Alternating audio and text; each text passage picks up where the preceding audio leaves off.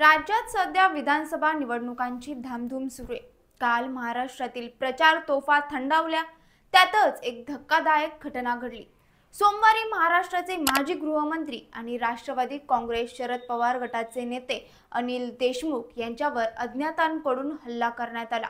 या हल्ल्यामध्ये अनिल देशमुख यांच्या डोक्याला गंभीर दुखापत झाली। यावरून राजकारण सुद्धा चांगलंच तापले। आता काटोलमध्ये नेमकं काय घडलं, हा हल्ला कोणी केला आणि याचा मतदानावर कसा परिणाम होणार, त्याचाच हा सविस्तर आढावा। नमस्कार, मी शिवानी, आपण पाहत आहात पॉलिटिकल महाराष्ट्र। सुरुवातीला नेमकं काय घडलं ते पाहूयात। काल सोमवारी विधानसभा निवडणुकीच्या प्रचाराचा अंतिम दिवस होता। अनिल देशमुख हे त्यांचा मुलगा आणि राष्ट्रवादी काँग्रेसचे अधिकृत उमेदवार सलील देशमुख यांच्या प्रचारासाठी नरखेडमध्ये गेले होते। ही सभा संपल्यानंतर ते काटोलकडे जात असताना रात्री 8:15 वाजता बेलफाटा या ठिकाणी अनिल देशमुखांच्या गाडीवर हल्ला झाला। बेलफाटा जवळ रस्त्याला एक वळण असल्यामुळे गाडीची स्पीड कमी होती। यावेळी 4 अज्ञात व्यक्तींनी गाडी अडवली आणि दगडफेक केली। अनिल देशमुख हे ड्रायव्हरच्या बाजूच्या सीटवर बसले होते। यावेळी हल्लेखोरांनी एक मोठा दगड गाडीच्या समोरील काचेवर फेकला। यामुळे काचेला तडा गेला। त्यातच अजून एका हल्लेखोराने एक दगड थेट देशमुख यांच्या दिशेने फिरकावला। तो त्यांच्या कपाळावर लागला आणि त्यांना गंभीर दुखापत झाली। यानंतर तात्काळ त्यांना दुसऱ्या गाडीतून काटोल ग्रामीण रुग्णालयात नेलं।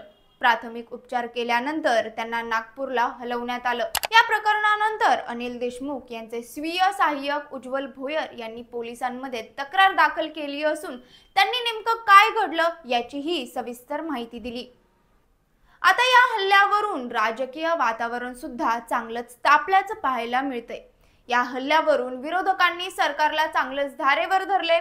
शरद पवार गटाच्या खासदार सुप्रिया सुळे यांनी यावर प्रतिक्रिया देताना भाजपाच्या काळात राज्यातील विशेषतः नागपूर जिल्ह्यातील कायदा सुव्यवस्थेची दुर्दशा झाली असून गुंडांना मोकळे रान मिळाले।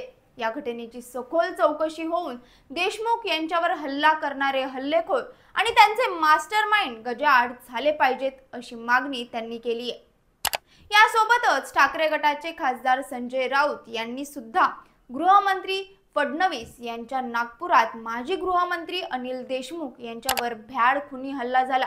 फडणवीस आपली यावर प्रतिक्रिया काय, हा राजकीय हल्ला आहे, अशी झरी टीका त्यांनी केली।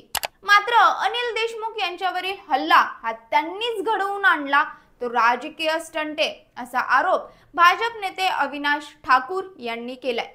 काटोल मतदारसंघात देशमुख पुत्र सलील पराभूत होणार हे दिसून आल्यावर अनिल देशमुख यांनी हा बनाव रचला, असा दावा ठाकरे यांनी केलाय। आता हा हल्ला कोणी केला हे अद्याप समोर आलेलं नाहीये। हल्ल्यानंतर ते हल्लेखोर 2 मोटारसायकलींवरून भारसिंगी रस्त्याने फरार झाले। मात्र हल्लेखोर भाजप जिंदाबाद आणि अनिल बाबू मुर्दाबाद अशा घोषणा देत होते, असंही बोललं जाते। दुसरीकडे या हल्ल्यामागे भाजपच असल्याची शंका काटोलचे उमेदवार आणि अनिल देशमुख यांचे पुत्र सलील देशमुख यांनी व्यक्त केली आहे। सध्या अनिल देशमुख यांच्यावर नागपूरच्या खासगी रुग्णालयात उपचार सुरू असून त्यांच्या सुरक्षतेसाठी सध्या पोलिसांची मोठी फौज तैनात करण्यात आली आहे। आता या घटनेचा नागरिकांकडून सहानुभूती मिळून अनिल देशमुख यांच्या मुलाला निवडणुकीत फायदा होण्याची शक्यता वर्तवण्यात येते।